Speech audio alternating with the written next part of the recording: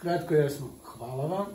Lepo mi je bilo ugodno, prvi dojam koji sam dobio ovdje. Druga stvar, finansijski, pošto dolazim malo s druge strane, je dosta povoljnije, a siguran sam 100% da je bolja usluga.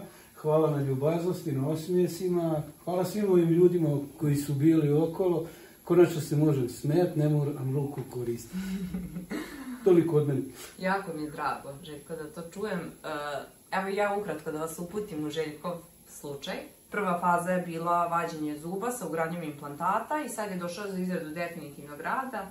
U pitanju je kombinacija u gornjoj vilici most bočno na implantima, u prednjoj regiji imamo most na zubima, dok dole imamo kombinaciju također i na zubima i na implantatima. Boja za koju smo se odlučili je B1.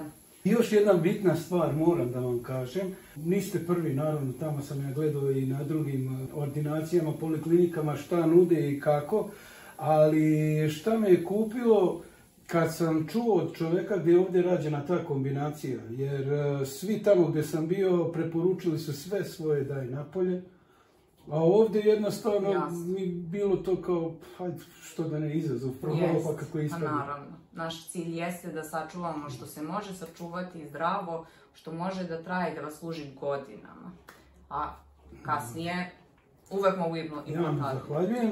Za 6-7 mjeseci doću na kontrolu, volio bi onak na kafu i prije. Uglavnom ne bih vas zadržavao, pacijenti čekaju. Toliko od mene. Hvala vam puno, Željko. Šaljemo vam veliki pozdrav iz ordinacije.